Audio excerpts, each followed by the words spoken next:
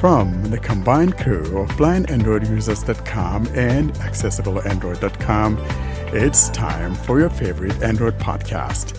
Kick back now and enjoy another fine episode from these fanboys and gals as they navigate Android from a blindness perspective. And now, here's your crew. Hello and welcome to episode 234 of the Blind Android Users Podcast. I'm Ed Green and I'm joined today by my co-hosts Karine Kawan, John Dyer and Warren Carr. And we're coming to you on Saturday the 31st of May 2025. On this episode we start with Android Basics and we talk about Samsung One UI 8 Beta, which is rolled out to eligible devices.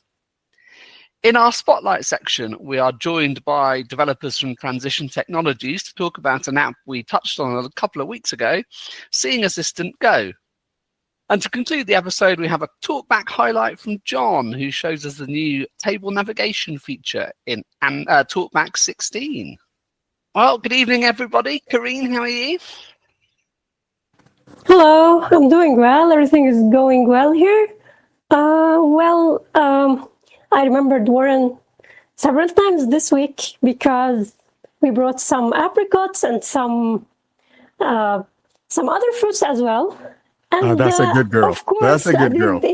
Of course, I didn't eat any of them. But Warren came to my mind. I was like, it's good to share this with Warren, or to give him the part that I should eat. But yeah, that was a good one. So did you have some dates this week, Karine? I had fruits this week. Not dates. But you like those? You like the dates, though, or no? I like those. I like only fruits more than anything else. Yeah, but that's a fruit too, no? Dates are fruits. No, yeah. no, Yeah, it is. Not my like fruits. No. Doggone it. You're no fun. That's all. Go ahead. Warren, how are you? I'm doing okay, Ed. Doing well here. And, this week kind of heating up. Believe it or not, I think was it Wednesday? I don't remember. Maybe it was Tuesday, but one of those. We almost hit 90 degrees, 89 degrees. It was just awful. And then we, went back down like 20 degrees or whatever. So it's just like up and down and things of that nature. And I think today is supposed to be like 80 something degrees. So June is coming on, and so it's summertime coming to shine. Other than that, I'm doing okay. I was very careful this weekend not to, pull grass or, cut my whatever without my mask on.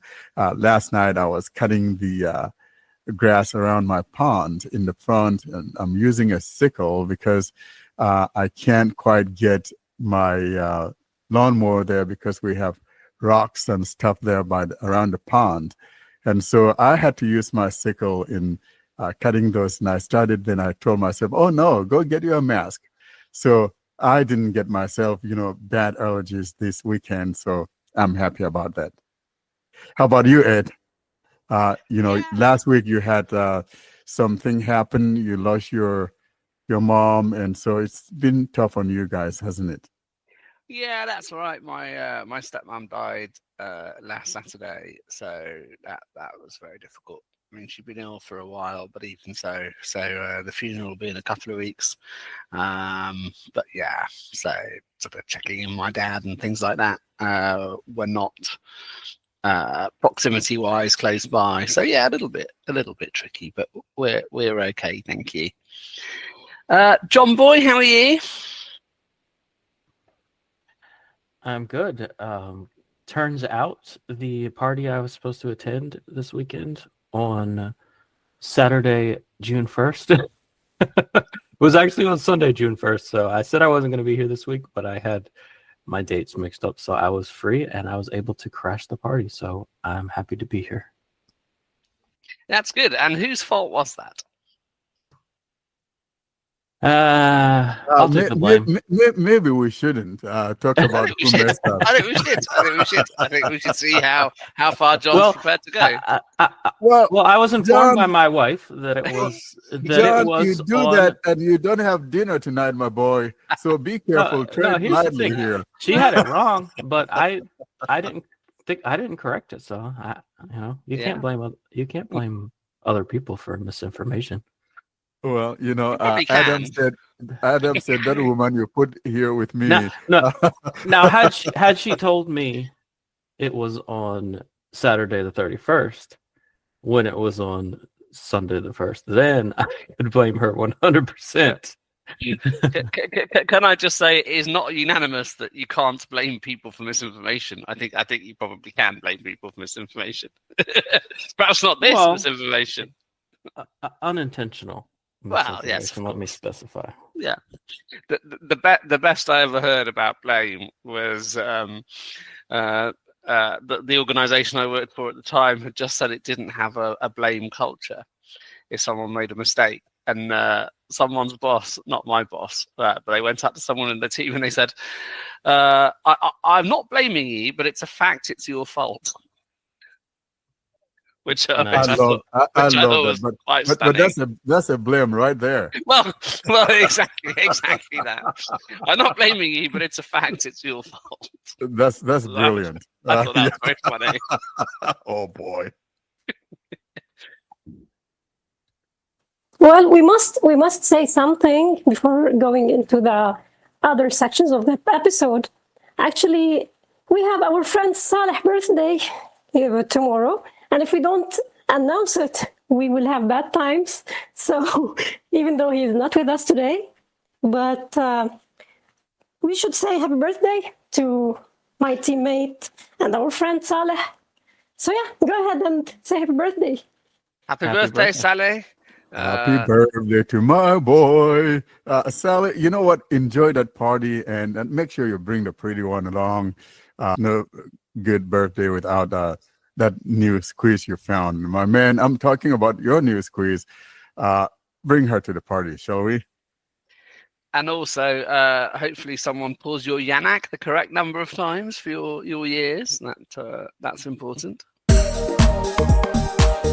And now, the Android Basics segment. This is a segment where we discuss the things that power your device from behind the scenes. And now, here's this week's episode, Android Basics. Now we move on to our Android Basics section. And Samsung has rolled out the One UI 8 beta for qualifying devices. That's to say the S25 series of phones. John, do you want to kick us off? So I did install it. You have to have an S25 series device, which I'm sure does not surprise anybody. This is how Samsung does things, not the Pixel way. But yeah, I installed it, and for a first beta, it seems to be running pretty good. I'll talk about a couple of things I noticed. They have actually fixed the fingerprint direction thing. So how it was always saying move up when you moved up. I complained about this throughout the entire One UI 7 beta and after it was released as a stable because they never fixed it. But it is now fixed in 8.0. It will actually tell you the correct way to move your finger. So yeah, that was an embarrassing bug, in my opinion. Glad they fixed that. They have labeled some things that were unlabeled. The one being the media player on the lock screen. They call it the now bar. It's at the very bottom of the screen between the two shortcuts. If you're playing media, there's play controls down there. Those were not labeled. Now they are labeled. When you long press a notification, the buttons on there were not labeled. They're now labeled. I noticed they added actions to when you're customizing the quick settings panels. So not the quick settings toggles themselves, but the panels. So when you're moving around, like where you want your volume slider and brightness slider to be, where you want your quick toggles to be and all that. Those panels, they're still not labeled. So I did report that once again. They are they're technically labeled, but they're just labeled as their position, like quick panel 1 of 6, which doesn't tell you anything about it. So they're still unlabeled, but they have added actions that will let you move them around. If you would rather use actions to move them rather than double tapping and holding, there's actions for move up, move down, move to top, and move to bottom. Then as far as Talkback 16, it does come with Talkback 16, but as usual, it's Samsung's version, so it doesn't include any of the exciting stuff. So if you have an S25 device, you will still have image descriptions, but you won't be able to ask follow-up questions, and you won't have screen descriptions. All the other features that were added to Talkback 16 seems to be there, but anything related to the image descriptions and screen descriptions that were added don't seem to be there. And I'm assuming, I haven't tried it, but I'm assuming that if you don't have an S25 device, when you do get One UI 8, you will still not have any sort of image description at all, which is sad. Another thing I noticed, and this was a big deal in One UI 7, people were noticing that Samsung, intentionally or unintentionally, I don't know, but Samsung's TTS cannot be used by third-party apps any longer. It's only used by Samsung's Talkback and Samsung's apps. So like when it reads summaries of web pages from Samsung Internet, or you do translations and stuff like that, it will use their own TTS engine, but they are not letting other apps use it anymore. So I thought that was a bug, but now One UI 8 beta has been released, and I'm starting to wonder if it was a bug. I reported it once again, just in case it's something they overlooked. But yeah, if you're hoping for that to be different, that is not different. Yeah, so John, this is really interesting. I mean, they fixed something, especially that fingerprint notification as to where it is that you talked about, which is absolutely great. We're happy. But then why in the world would anyone want to hog tie the TTS and only, reserve it for Samsung apps alone? I don't understand that, because one would think that they will open it up to other apps, or especially to other screen readers. Let's say you want to use the confused screen reader, or you want to use the Prudence, or Talkback, whatever the case may be. I don't know why Samsung is doing this. This is not good. Maybe they just want to be exclusive and all of that. And another thing that I kind of find mind-baffling is the fact that they don't push out their beta to the qualifying. At least push it out to the 24. If you don't want to push it out to the other one, say the S23 or whatever. But this is why I think when it comes to betas, Google does it better than Samsung does, and all of that. But there's one thing that I was reading about that I kind of like, that Google was going to do, but Samsung beat it to the punch, is, the split screen. When you split that screen and they're in equal halves, and, on a little screen, screens are not little, but not tall enough. I like what they have done, the 90-10, so 10%, the other one, so you have more room to work on. I like that instead. And if you like to switch to the other one to be bigger, then tap on it and you'll be whatever bigger on that side, and the other one shrinks down. I like that implementation, and I'm looking forward to when Google will implement that as well, because split screens, I like the idea, but sometimes it makes it hard. I'm not going to be focused on both at the same time. You know what I mean? Yet in the same breath, I want both to be kept open. I'm all about them adding this feature. This is Android, so the more ways to do things, the better. But I don't quite understand it myself. Like, if I was switching back and forth between two apps, I do the recent gesture twice to go to the last app. If I have, there's, for sighted people, like if they have navigation gestures enabled, they can just slide one finger either left or right along the bottom of the screen to switch between two apps, or double press the recent key to switch between two apps. So I don't understand. Maybe this is a me thing, but I don't understand what's so great about this, but people do love I it. I think it's a seeing thing, because you don't have to unifocus if you can see. You can literally look at two things at once. Yeah, So you could. you don't have to swipe. So Yeah, and I guess technically, if you are doing the swipe method, you have to remember which way to swipe. Like, okay, now I'm going to swipe right to go to the other app, then I'm going to swipe left to go to the other app. Whereas if you do have vision and you can see like the 10% of the app you want to switch to peeking out from the top of the screen or the bottom of the screen, yeah, I guess it would be a little easier, but it's just as quick, But yeah, hey, I'm all about new features and new ways to do Yeah. things, so I'm not complaining. The other thing I found slightly odd about Samsung's beta rollout, and I don't know if they've done it for One UI 8, but for One UI 7, they certainly did this. It's not just that you have to have a qualifying phone, but the qualifying phone, even if it's unlocked, can't have been bought from a carrier. So I had this problem with my S24. I had an unlocked phone that I'd bought secondhand, and I hadn't realized it was a carrier phone or that this would be a problem. But I couldn't install One UI 7 because it was, even albeit unlocked, a carrier phone. I don't know if the same is true for the S25 and One UI, but that is basically the only reason I upgraded. Is it because you could? Yeah, so my S25 is bought from Samsung, so it's not gotcha. it's not a carrier phone. I applied all those offers, so the S24 I would have kept, but it wouldn't let me install betas on it. I thought it was absolutely crazy. So, how was yours running? What do you think of it? It's fine, yeah, not a problem. I've been playing. I mean, the quick settings panel is quite odd.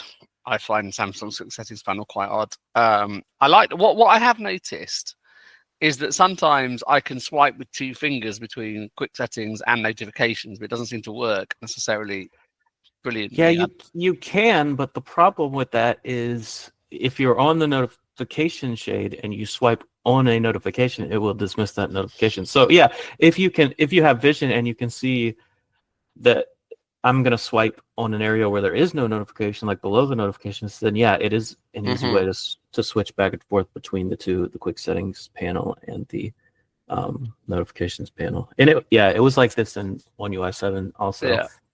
What I found a bit confusing was that when I installed One UI 8 beta, it came up with a list of new features, but a lot of them were in One UI 7, so it's quite hard to tell what was new. Like, it told me about all the AI stuff that One UI 7 could do.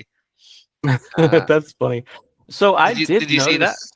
I did, but I did actually notice an improvement to one feature. So I used the proofreading feature. I actually switched to Samsung's keyboard just to use proofreading. Like, I don't actually use the keyboard to type or anything, but I do use the proofreading. And the way it worked before, so I don't know if they've changed how it behaves or if they've just made it so that Talkback can interact with it more. But now what I'm able to do is, before it would just show me like the proofreaded version of what I had just typed, and then I could copy it or replace it, right? So like it would capitalize everything that was not capitalized and needed to be capitalized, so on, right? Fix my punctuation, that sort of thing. But now it actually, when I put it in focus and it's reading it back to me, I can hear like the link click sound on everything that's underlined, and where it's showing me where the corrections were made, and I can swipe up through them because they're technically links to see what all the corrections it actually has made are. Whereas before I couldn't tell what corrections it actually made. I was just like, okay, yeah, I'll just trust that this is better than my version and replace it. So it has actually gotten a little bit better. Well, that's good. And does that let you either accept or reject those corrections? Is it that clever? Is it like track changes? To be honest, I did not try it. I should have, but it's possible. I would assume that because they are showing up as links and they're clickable, that if I were to accept those links, it would make that one specific correction. But that's just an assumption on my part. I didn't actually try it.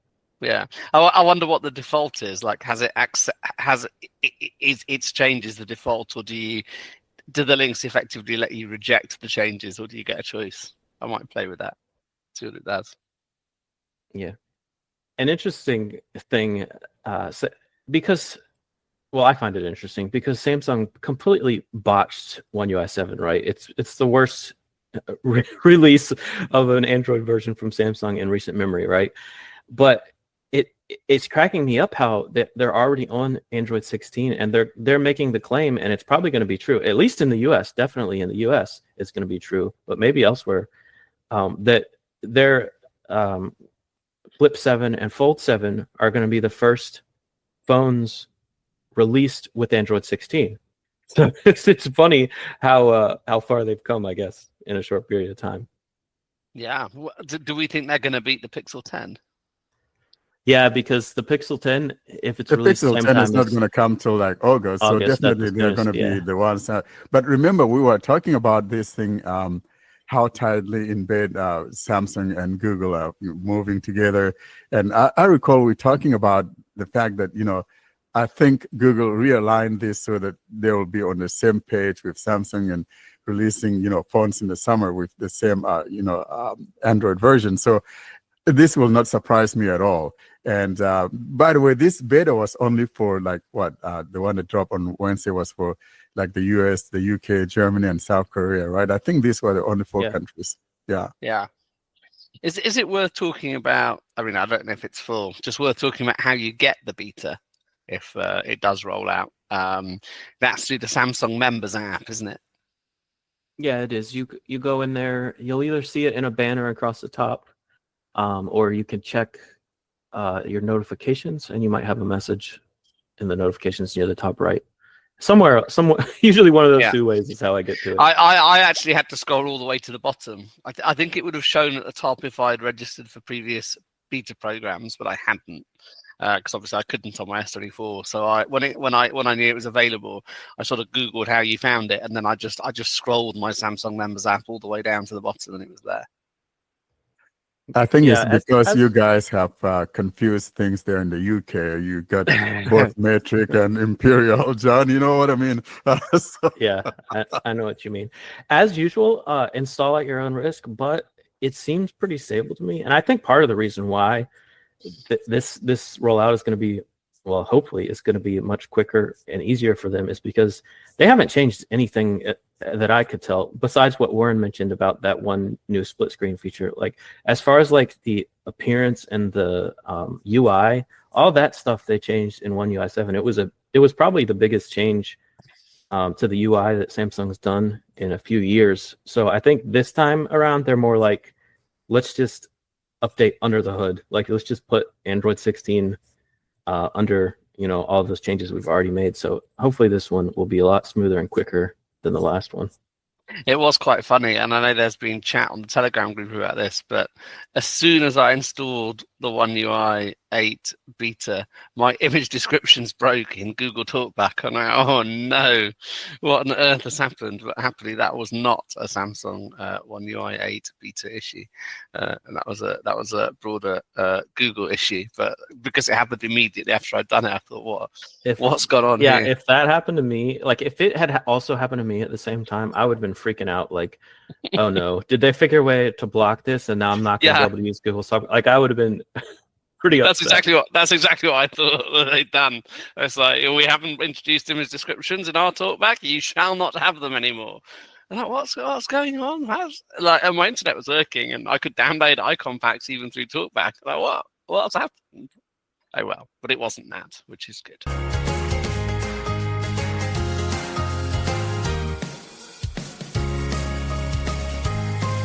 Welcome to the Spotlight segment. This is a segment dedicated to interviews with developers or interesting happenings in the world of Android. And now for this week's episode, here's your Spotlight.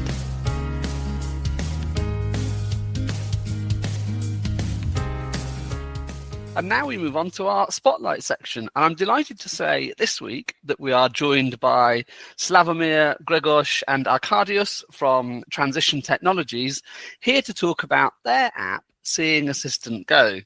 And listeners with good memories will remember that we touched on this app when we were reviewing the state of GPS apps on Android in 2025, just a few weeks ago. So guys, thanks very much for joining us. Welcome to the podcast. Hello. Hello, nice to hear you. It's great to have you back on. And I know you were on to talk about, I think it was Seeing Assistant Move a while back, wasn't it? So I wonder if you could start just by reminding listeners a little bit about transition technologies and what it is you do, because you've got a series of apps, haven't you? You ask about the series of applications, yes? Yeah, just a little bit about transition technologies and the sort of the series of apps that you have, and then we'll dive into Seeing Assistant Go and see where that fits. Okay. So, as we probably said before, this is the Polish software house company, but not only we. The company is also doing different things in the market, but mainly we started with doing software for powerhouses, gas stations, and things like that. Now the company is also dealing with this green energy market and also in other fields like medicine, and I can't find the word now. It doesn't really matter. There's a web page you can always go there, and it's, obviously it's in English. TT.com.pl, and that's the main activities of the company. But as we said before, the social cooperative responsibility is being continued, and that's us, and that's Seeing Assistants, the applications that we do for several years. And our youngest baby, let's say, is Seeing Assistant Go. I have seen that you were talking about this in one of your latest podcasts. I don't know what you've said, but I hope it was a good opinion. If not, I hope this our meeting will help you to change the opinion. Oh, we certainly didn't say bad things about it at all. We mentioned it as a viable option. It was kind of a panorama of the apps. I'm kidding, because if you didn't say good words about the application, we wouldn't be here. You wouldn't be here, would you? No, you wouldn't be here.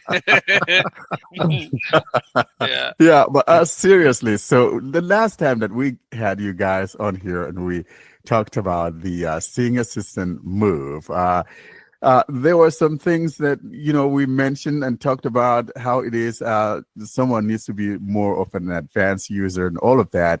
But however, with the Seeing Assistant Go, so even knuckleheads like me, I find it very easy to use and friendly to use, and that's why I'm excited about it, because you took what was good in the Seeing Assistant Move and then put it into Seeing Assistant Go.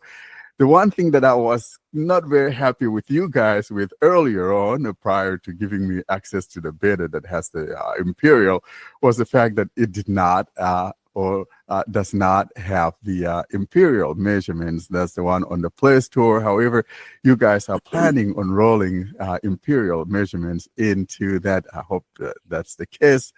But so listen, I took it because out. it was because we are modest. We wouldn't even we wouldn't hope in our dreams that the application will reach United States. That's why we forgotten about the Imperials. Oh my But goodness! I see we are being observed all the time, so it's nice, and you saw how fast we reacted. Yes, you did, and that was very kind of you guys to do that. I know that those of us here in the States and the UK, right? The UK is a mixed bag. You guys have both measurements. it's a When bit it comes to mixed. travel, you use the imperial, and then other measurements you use the metric. So I would be such a confused one out there, like a sparrow in a hurricane, if I was in the UK. But that's what you guys do. But It's so even yeah. more mixed than that. So the older generation will use imperial for other measurements as well, and the younger ones tend not to. So it's even more confusing than you might think. Oh boy. Yeah. So let's talk about seeing Assistant Go, guys. What made you decide to push out Assistant Go, simplifying the process? Take us down that line and talk about, some of the differences between the Seeing Assistant Move and the Seeing Assistant Go, and what led you to putting out Seeing Assistant Go. Okay, so I'll continue talking. Grzegorz, Arek, sorry. Because I've got a good story for this. I mean, good flow. Good flow as well. In our mind and in our consciousness, the application like Seeing Assistant Go was, have been existed for several years. I mean, we were very aware about that. Seeing Assistant Move, as we say, is an advanced application from the advanced to the advanced. And we knew that we should also make another application like Seeing Assistant Go for people who are not that skilled in navigation. And what happened? Arkadiusz came to work with us, and he and we realized that he can manage to do this application in a platform which is quite accessible. Almost, I think, and maybe Arkadiusz will say more. It's let's say totally accessible, and at least for Arek, and he managed to do this application from the beginning to the end. I mean, 99% of this application was made by Arkadiusz, and then Grzegorz, Gregor, who made this server work and OpenStreetMap. And we are very, very proud. I mean, at least me, that in a team of all totally blind, or I'm partially sighted, very partially sighted person, we could do this application from the beginning, and I don't say that till the end, because I hope that the end will happen in another 10 years or 50. So that's the story. Still, transition technologies is keeping us here, and they are supporting also us with the tools that we need, and that's all. And also the thing is that we still want to do with this. We have a lot of satisfaction, although there are some or many difficult moments, but at the end the application is in the stores, and what is also important, it is being written for both platforms, because we used Flutter, and that's all from me. I mean, it's a fabulous venture, and very polished. So it's brilliant to see blind software developers doing well and showcasing your talents in an app like this. It's absolutely fantastic. So I don't know whether Arek is doing well. I mean, he's working hard. Okay.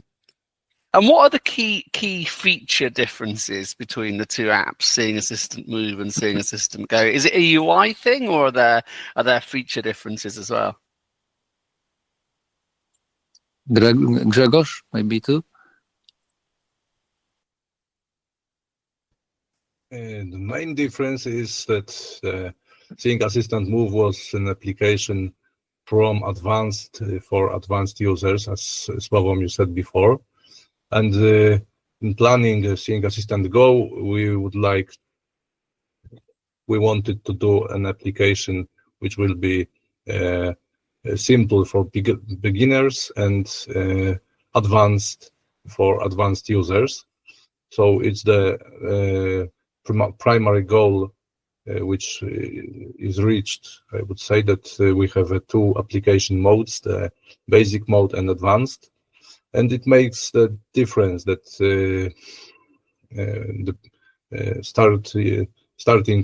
user starting with an application is presented with a very simple interface, and if he or she needs more, simple switch in settings lets him to switch to the richer application.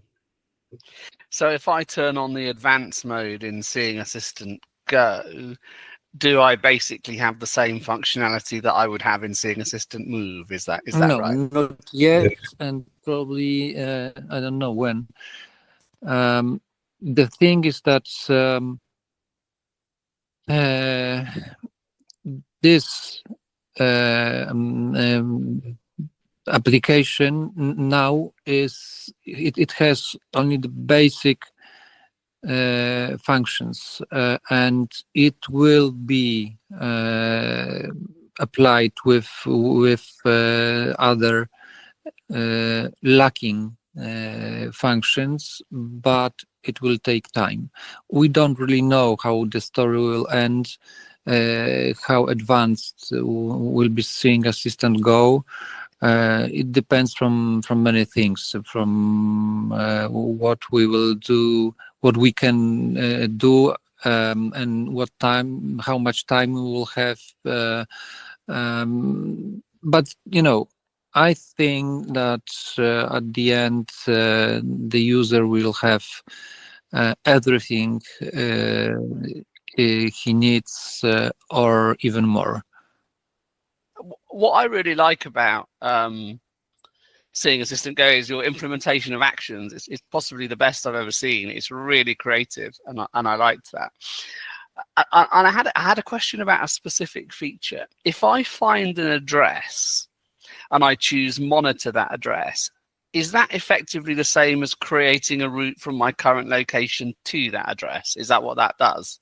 Once again, if you find an address, use function find. Then you write the address, yes, and search the address. You receive the result. I mean this point with the address, and what then? Mm-hmm. And then then I pick monitor location or monitor address. No. Monitoring is the function that it means look around.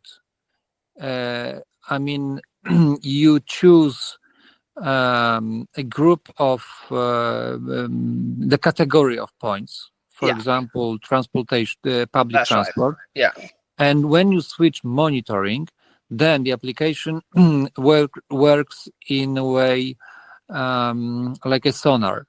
I mean, it looks, it makes a turn, 360% turn, and tells you about the closest point from that category. I see. Yeah, I see. You can choose the category addresses. Yeah. And in this situation, then the application will tell you about the addresses. And then there also in the advanced settings, there is an angle. If in case of selecting monitor the address, it means that you want to monitor the only addresses, not other things, but only addresses, not other categories, not databases, but only addresses. The point of this function is that if you, for example, will search for the coffee shop and you select monitor coffee shops, so you will be monitoring only the points and places of type coffee shops, not another points or places from the category food. So it's some sort of. And then within coffee shops, if I pick a particular coffee shop and say monitor Starbucks. No, it doesn't. It doesn't. It only the type, not the name. No. Listen. Then, if you want to guide to this point, then you add it to search. Okay, so you that take makes sense. as you make you take any point you want from whatever list. I mean, from neighborhood, from databases, from your saved points, whatever, and you add it to track. Yeah, no, not to track, not to the function. Just tap on it if you want to create a route. Yeah. But there are two things. I mean, first you can add it to search, and then the application will guide you, giving you distance and. What is adding to search? I don't know. Śledź punkt. Tracking point. Track point. Okay, track point. But if you want to get the route with turn-by-turn guidance, you simply, as Arkadiusz said, you simply tap twice on the place, and the default action after tapping on the place will be to calculate route and navigate. Yes, exactly. In the first situation, you won't be guided with turn-by-turn navigation, just on azimuth. So there's this difference. Or you can search one point. Giving the example, I mean, how I use it when I want to get on a bus and want to get off on a certain stop.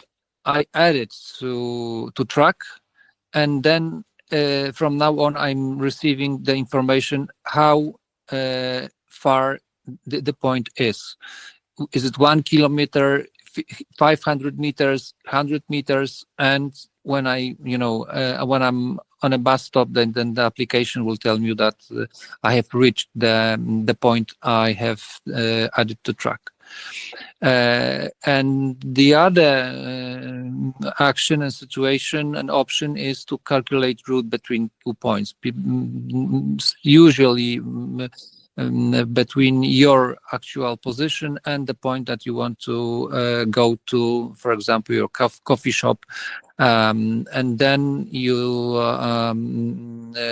tap twice, and application will calculate you a route using our Edge engine for calculation that we use, and from now on you will receive the information how to get the points with turn-by-turn navigation. Is that clear? That makes sense. Yeah, that's clear. That's if it's not clear, you have to learn Polish. No, it's clear. I'll explain it in Polish. It's also very most simpler solution. If I can suggest everybody before we dive deeply in details, I'd like to suggest everybody to read the tutorial of the application, because we are proud. One things we are proud of is that at the moment the tutorial describes every detail of an application in different languages, of course in English too. So the things we are talking about are clearly described in the tutorial available in the help menu of an application. So Warren, I mean, I've looked at this in its virtual or simulation mode so far, but I think you've actually taken it for a little walk, haven't you? Indeed, I took it out for a walk, and it was both my wife and my daughter. And so we wandered around town. We live in a little town here. And then on our way back home, I said, now, girls, watch. You follow me. I'm going to guide you guys home. And so I brought out this app and I put in my address, and I was walking, and I was so impressed with it because, you know, it tells me so often. I left everything at the default. In other words, it tells me every 15 seconds. I know you can adjust that to whatever you like, but I didn't change that. And it will tell me I am so many feet away from the next street. And there are a couple of things that I want to ask you guys about, if it's doable, something you could implement. I mean, it's not a deal breaker for me in any sense of the word, but I would love to see if I get to the corner. For example, I was walking along a street called Tacoma, and then I came across a street called Anna Claire, and Anna Claire does not go across Tacoma. It dies right there on Tacoma. So I would love to know that when I come to a street that dies off, I want to be told this street does not go through. And when I get to a corner, I want it to let me know you're now on the corner of Tacoma and Anna Claire, or whatever street XYZ. Those are the only two things I would like to see if it's doable. But outside of that, frankly, that thing is doing well. I really like it. It's the first time that I really like a GPS. I know we had assistant move, but it was a little too advanced for me. So I think you guys were slower. You are thinking of me when you introduced the assistant go, because I like my things simplistic. You were in this group. Of course, the bill will come in a few days, but getting seriously, being serious. I don't really quite understand about the situation you are talking about. Maybe we'll discuss it later on. When I get the dictionary or ask for help AI, but if probably you mean about the function what we had and what we have in Seeing Assistant Move, we call it intersection description. So you can get the information about the intersection you are approaching to, or you are on the intersection. On the corner, yeah. On the corner. But you have to remember about two things, at least two things. First, I mean, the information you get in our application is very it depends from what has been drawn on the maps. If something is badly or not precisely drawn on a map, then the application won't be able to give you the right information. That's the first thing. And the second one is accuracy.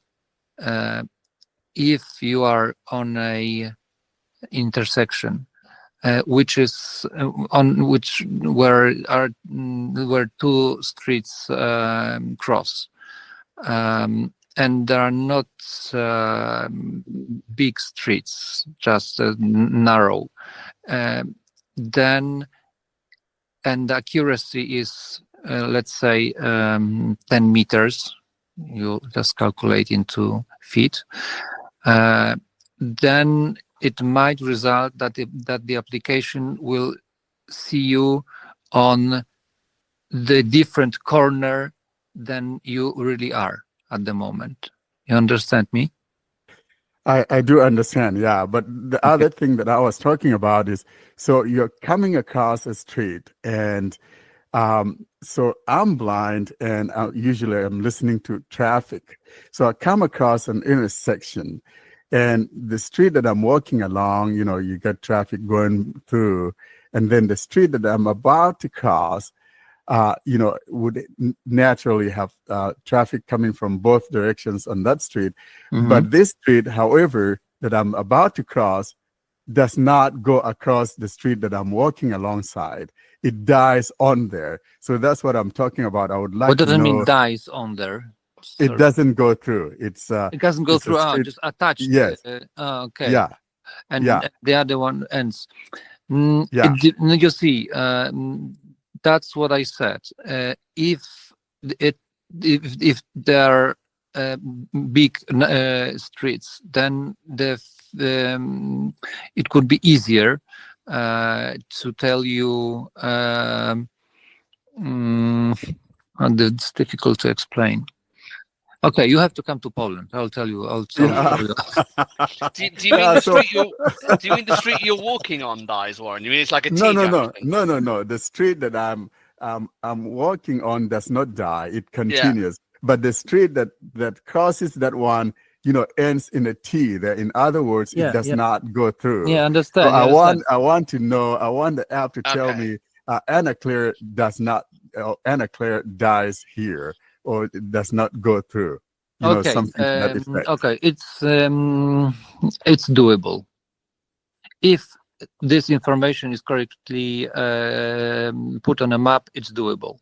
Yeah, it is on a map, because why I'm saying that. I used to use the Get There app, and the Get There app used to tell me that street dies there.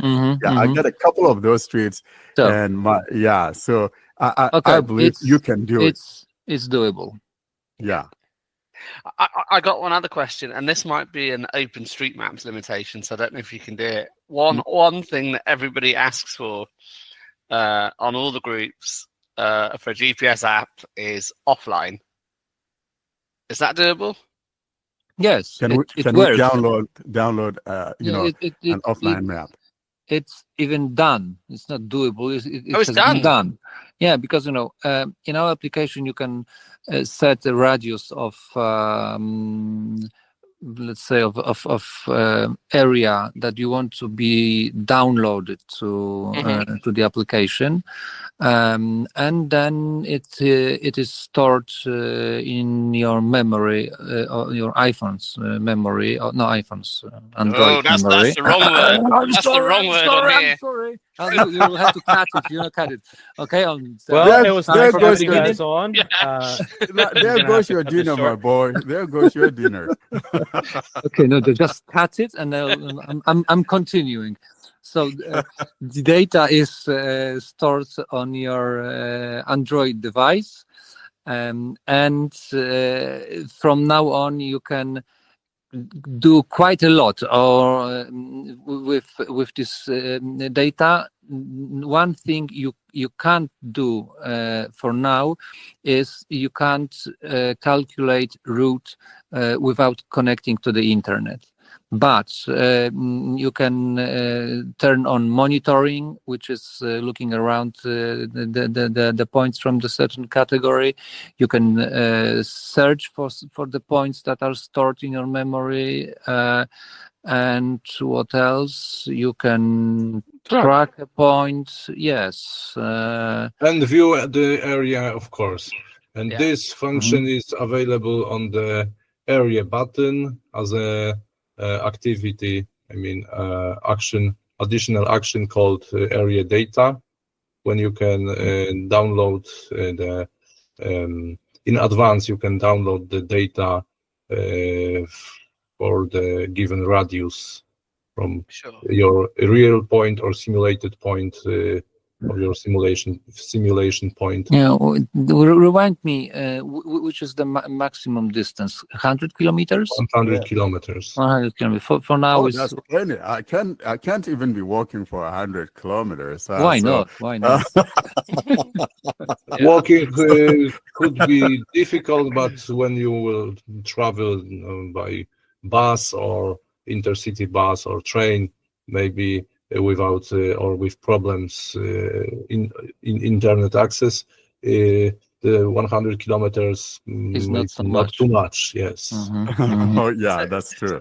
So you say you have to be online to calculate a route. Once that route's being calculated, will turn by turn work offline, or do you need to still be online? No. It's the only calculation needs the internet. Then once the route is calculated, it is being stored in your device, and you can turn off internet access, and everything will work as it should be. And instead of Unless you get off the track and the application will want to recalculate a new route. Yeah, that makes sense. And would you ever consider, instead of a radius, just allowing the download of country or regional maps? Because you've kind of got to know where something is for a radius, haven't you? So sometimes it's just easier to hit. Yes, of course. There's probably not many things that you can surprise us.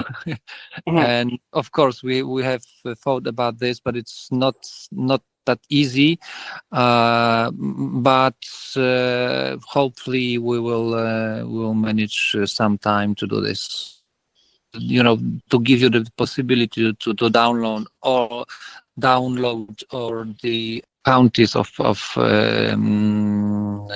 the country. Yeah, it's also doable. Yeah. I want to say one more thing, because which is maybe not that obvious for the users. There's also a very cute thing. You can download the radius of the point that you are in, but you can also simulate any location you want in the world and download the radius from that point. You simulate a location in Paris and download 100 kilometers radius data from there, and when I go to Paris, I've got this data available offline. So that means you don't incur roaming charges if you haven't got Wi-Fi or anything like that. That's really clever. That's brilliant. That's absolutely brilliant. Because sometimes you travel and you get off the plane and you don't already have, if you don't have roaming or you don't have a local SIM card in there, then this comes in very handy. I'll go to Ed's house. Now, Ed, I know where to find you now. And the other thing that we can do is we can laugh at Warren's lack of facilities in Eastern Washington. So I can download within 100 kilometers radius of Warren and realize I have more stuff within 100 meters than he has in 100 kilometers, because I live in London, a proper city. Yeah, well, my whole town is not even like 2 miles radius, to be honest. So this is plenty enough, but I like the idea because if you simulate the area and you could download it, I really like that, because I go out there, I don't have internet access, but I can navigate to the hotel or navigate to the house of the person I'm going to visit, just, give him a surprise. And so I like pulling those surprises. And in as much as Ed likes pulling chicks, I like pulling those surprises. Yeah, so I'll be out there on your doorstep. Let me in, boys. Excellent. So any of the rest of the crew got any questions? And apart of that you can download the area data during the simulated place, you can also the plan or calculate the route in advance. I mean, from you simulate the airport point, then you calculate the route to the hotel, and then you save it in the tracks in the Seeing Assistant Go application. So you can use in future this calculated route when you will not have an internet access. Yeah, so it's already done. It's all done. You can just pull up your route and go. That's brilliant. Yeah, you can plan your, plan your trip. You can simulate a location and look what is, what's around. Where is the nearest bus stop? Where is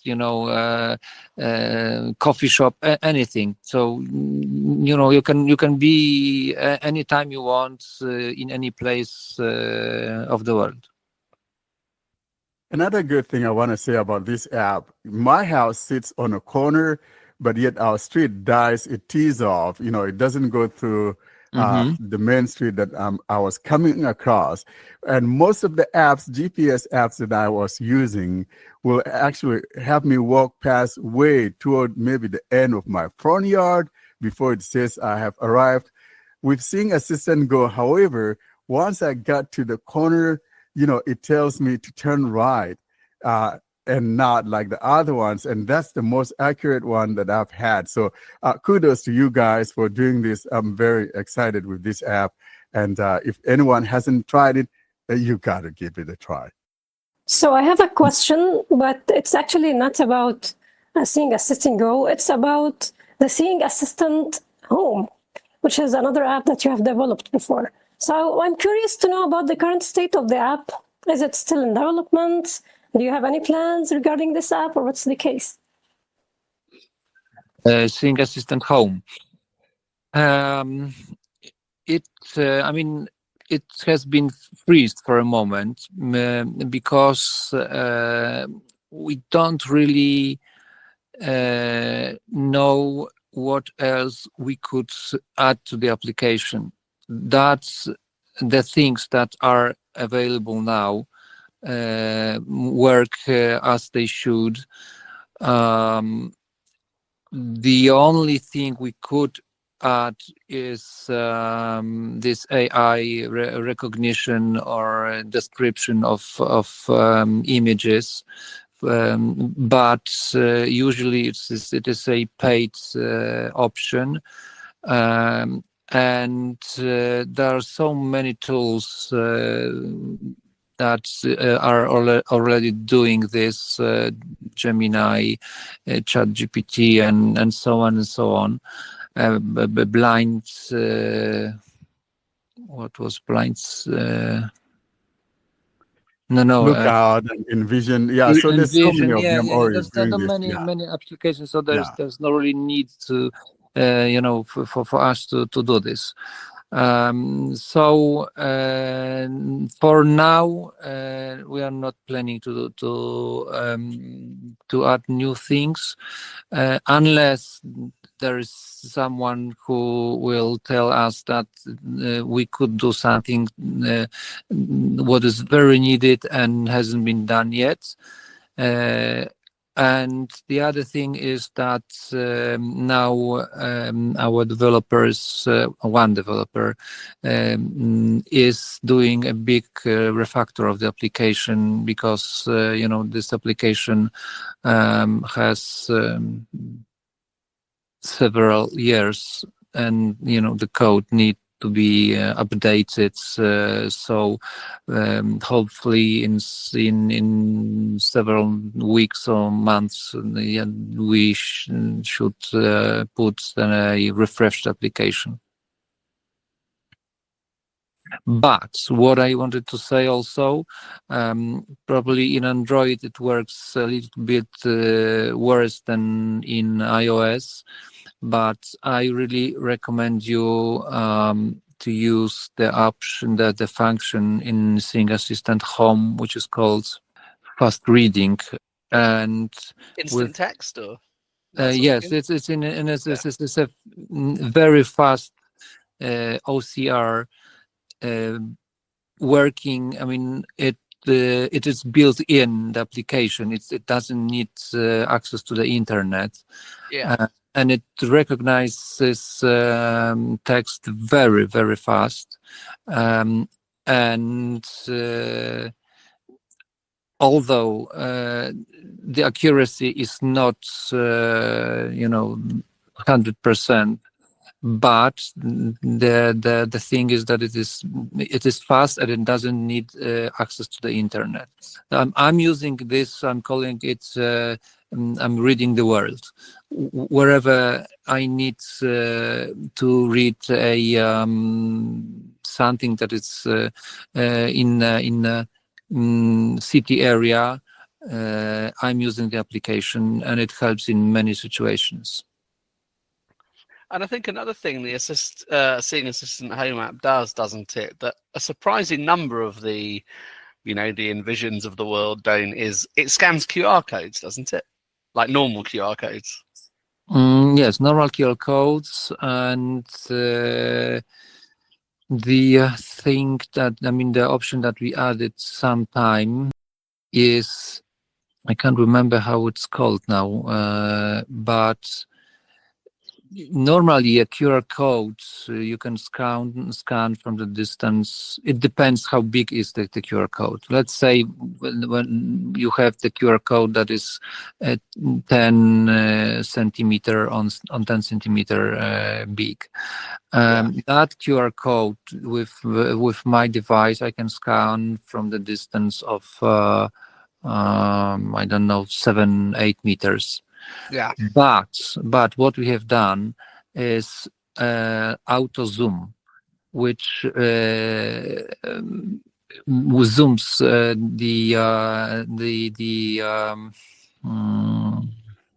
the view.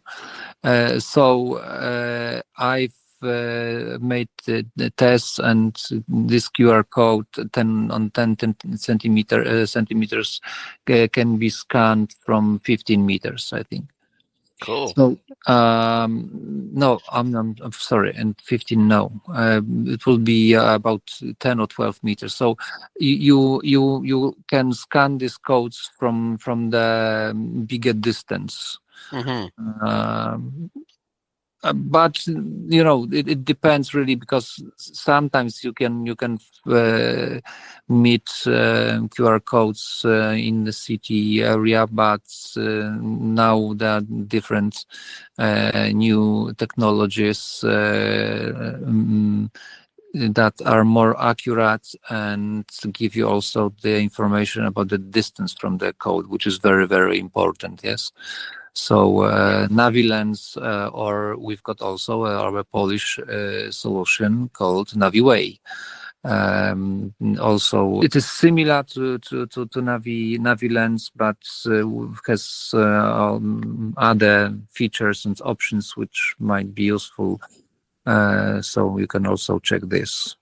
Yeah, very few. I'm surprised that more of those apps don't have a QR scanner, but they don't seem to. Well, I don't know why, but Yeah. QR code scanning and barcode scanning is. I feel that it works good or very good, and also there's a new feature. In my opinion, it's clever because it's my idea. When you read the text, at the same moment, the QR and barcode scanning is working. So if you take a box of something, and firstly you can turn on reading the text, and if at this moment you focus on a barcode or QR code, then you get the information that the code has been found and scanned, and you can switch and check this code. You understand? Yeah. At the same moment, both functions are working: reading text and scanning codes. I agree with you. I'll call that clever as well. You use even it? though it wasn't my idea. I agree. It's clever. Uh-huh. Was it your idea, John? Or No, it was my idea. No. But Yeah. I know I'm That's good. I'm very aware that I've got some ideas, but at the same time, probably several people in the world has the same idea. So I'm not I'm not I'm very aware about that. Ideas came some in many heads. So Yeah. but this one probably, I mean, I haven't met it in any other application. So No. or there was no one else who thought about this, or they didn't manage to do it. Yeah. No, I agree. think what has happened with others is that we're so focused on the mode. You got to switch to this mode, switch to that mode. My friend Nimmer and I always say, sighted people don't have eyes for different modes. If you see something, it shows up there. And I don't have to switch to this mode to see this. And so it was brilliant for you to, combine these. I'm scanning text, but if a QR code appears, it knows it's a QR code. I don't have to switch to a so-called mode to get that. So I think that's absolutely brilliant. So tell your wife you got double portion tonight. Okay. the Big dinner, my boy. Big Double dinner. portion Big of dinner. what? Do we need to? Do we Big want to dinner. know? Big dinner. I think that's tonight. that's getting Okay, us thanks for the censored, isn't clarification. it? All right. That's getting YouTube. That's going to get YouTube excited, isn't it? That'll be a flag right there. I love it. It's beautiful. Well, guys, thanks ever so much for coming on. It's time to go and drink some Juviettes and pull some Polichki, I think, for you guys. So, thanks ever so much for coming on. No, if you have any questions, just let us know. Yeah. And what we are doing also now is we are translating the interface to different languages. So the Turkey language is already in a beta version, so it should be in a store soon. And what I want to say is that we were very surprised that in a week or 2 weeks we have found that over 100,000 people download the application. I'm talking about the iOS now because I'm mainly using this platform. And there were so many people from different countries, writing, and they were telling good words about the application, and they gave the access not access. They want to translate the interface to their local languages, and we really worked hard, and we had a very difficult time sometimes to decide what and how should be done in this application, because doing the application for different people with different needs, different skills, it is not an easy task. And now also we're trying to do our best, but we discover that sometimes things could be done better, and we've got some ideas, and we will try to do it even better than it is. Brilliant. Continuous improvement. Absolutely love it. Thanks very much, guys. Our pleasure. Thank you so much, boys. And let's do this again. At least I now know where to find you at. Okay. So you can be hiding. Sounds good. It was interesting time. Great. Thank you Thanks so very much, Greg. Yeah. Have a nice time. Yes. Don't forget the Yeah. Juliettes. And I hope it wasn't the last time that we No, did no, it. definitely That's not. why I'm asking you. I know where to find you now. Yeah. You have to implement our feature suggestions, though, otherwise. Yeah. And stop saying iOS. That's at banned. least I can download your area. I know where to find you. But you remember that you will have probably the names of the location in Polish. So good. Yeah. That's right. Good luck. But when you download Warren's area for 100 kilometers, you hit like bars and it says file not found because there aren't Yeah. any. 'Cause it's Eastern Washington. No bars. We have a little thing here. Yeah. The only bars are on the correctional facility. Thank you so much, guys. Appreciate Thanks it. very much. Yeah. Our pleasure. All right. Bye, guys. So bye and hear you next time. Thank you. Yeah.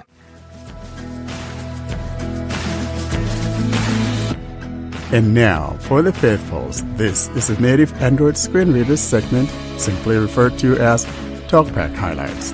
This is where some new feature or new happening with Talkback is featured. And now, here's your newest Talkback highlight.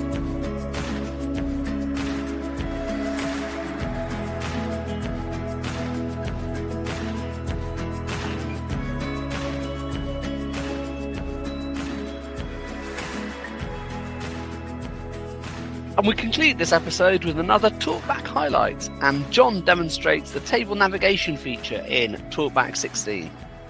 Hello and welcome to Talkback Highlights.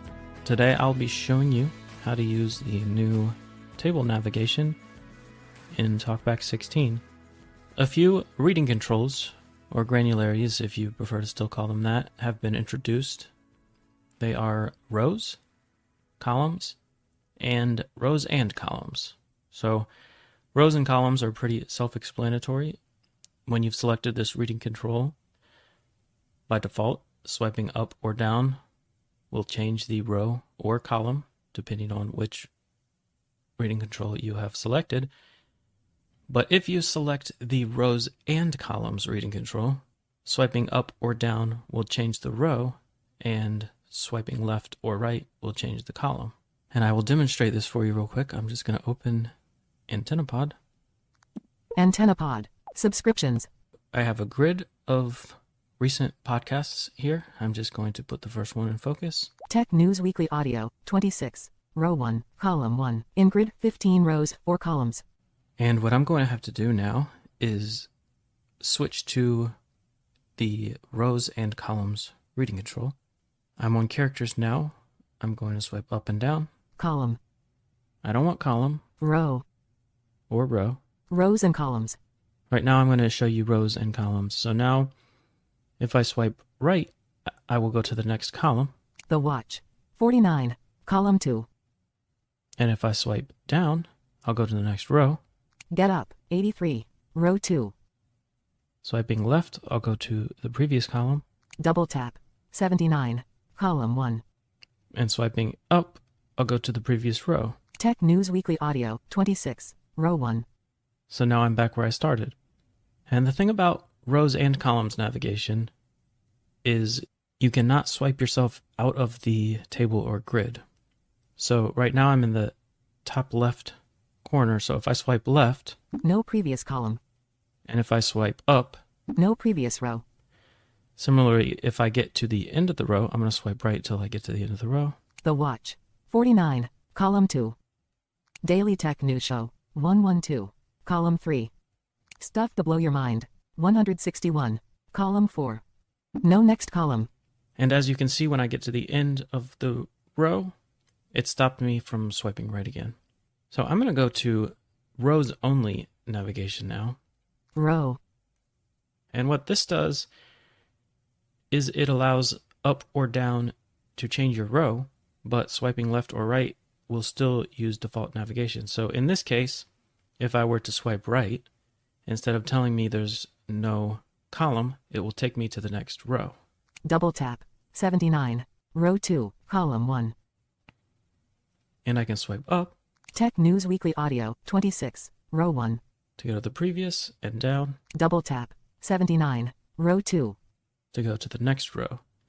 And similarly, changing to columns. Column. Now I'm on column navigation.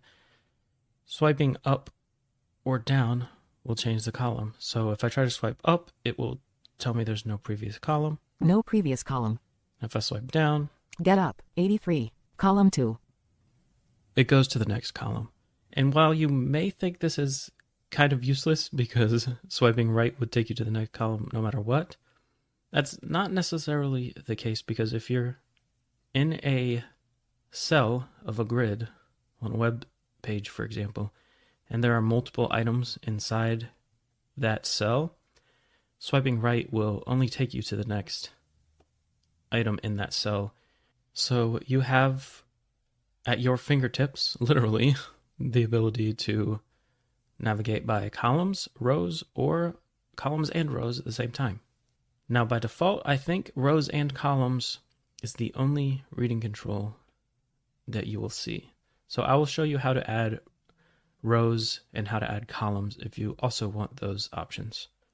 Bringing up the Talkback menu. Talkback menu. Describe image. And going to Talkback settings. Describe screen. Spoken language. Audio ducking off. Talkback settings. Talkback settings. Navigate up button. I'm going to navigate headings until I get to controls. Audio. Heading. Controls. Heading. Customize focus. Customize gestures. Customize menus. I'm going to go in here and select reading controls. Customize menus. Navigate up button. Out of list. Customize Talkback menu. Customize reading controls. To use the reading controls, swipe left or right with 3 fingers. You can also swipe up or down with 3 fingers. Double tapping here. Customize reading controls. Navigate up button. I'm going to go down about a page. Word line. Containers. Rows and columns. Jump between rows and columns in a table. Checked. Checkbox. And as you can see, we have rows and columns. As I mentioned earlier, this is on by default.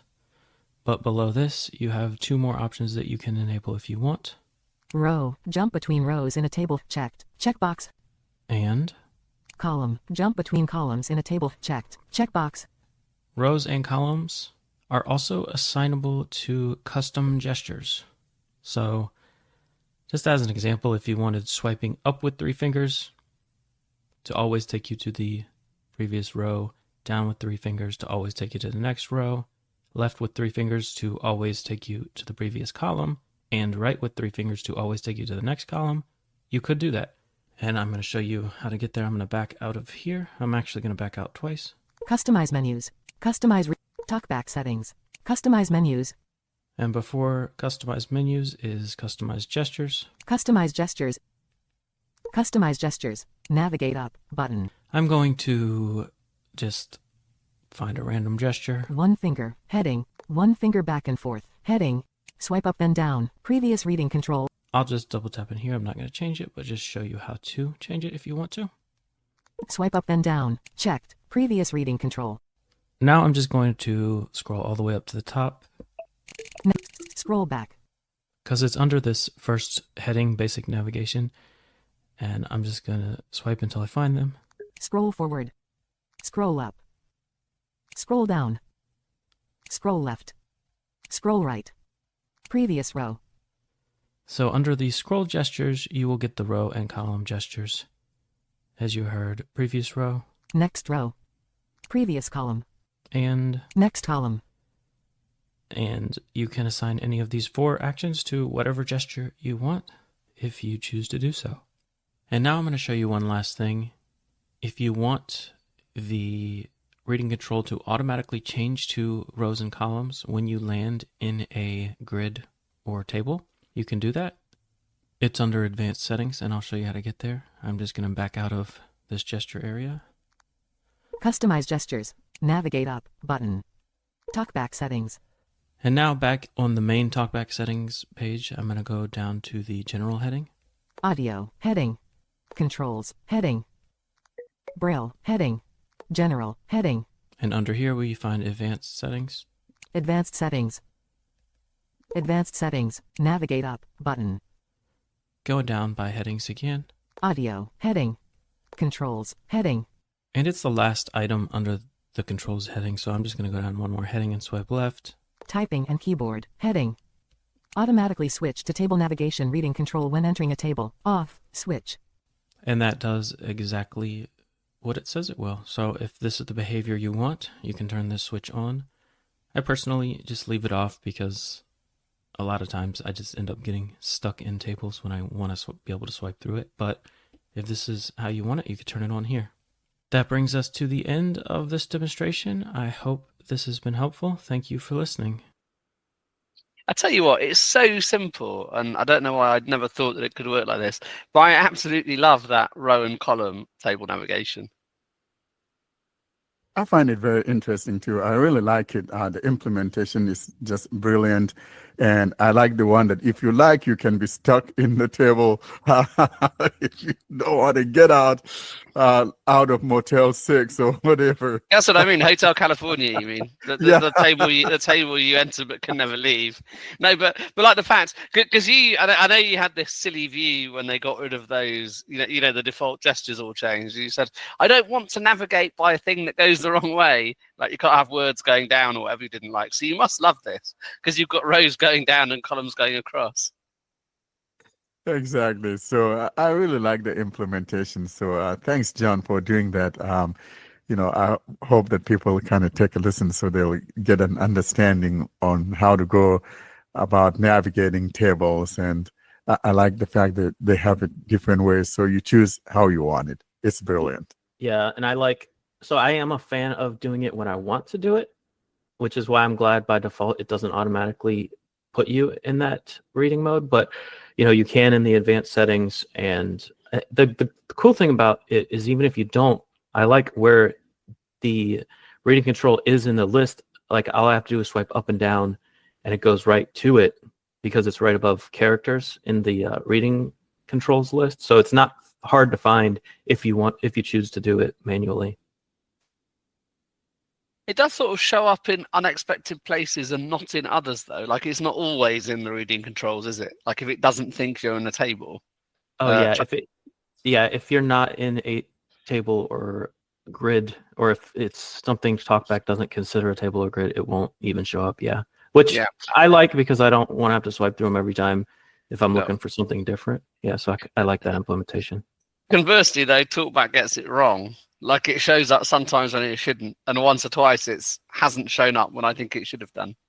So there are flaws to that implementation, I think. But it's one less thing to worry about, isn't it?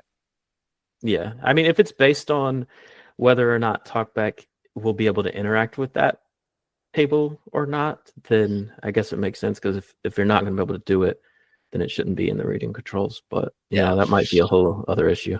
Yeah, it's marginally more of a problem when it's not a table and Talkback thinks it is, and it decides it's there. Like, oh, what's happened here? Like I've had it on an app's home screen. That's not a table, everybody. Don't do that. So I'm not quite sure why that is, but it's really good. Just so simple that you swipe up, down, left, and right. And if you're a sports fan and you like your stats, you're going to love it, because obviously they're all in tables.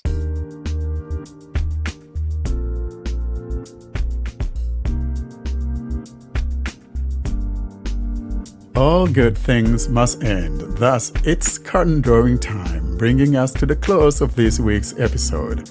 Coming up, though, we give you information on how to get hold of us.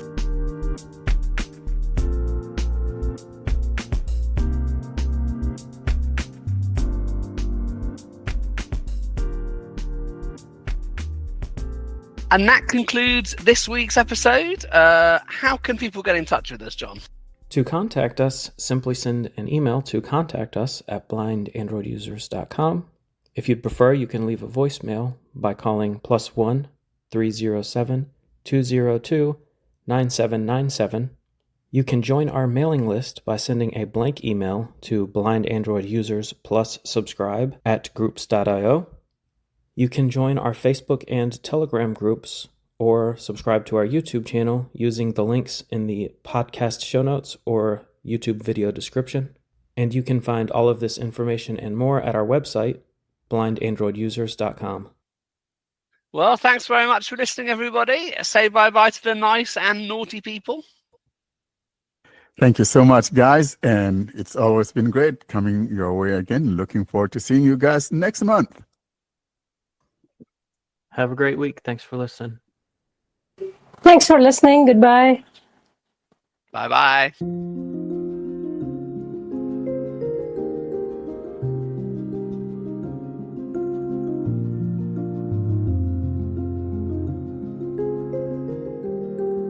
Thanks for listening to another episode of the Blind Android Users Podcast. Until we see you next week, don't forget to leave us your comments and suggestions via our email contact or using any of our social media sites. Have a great week.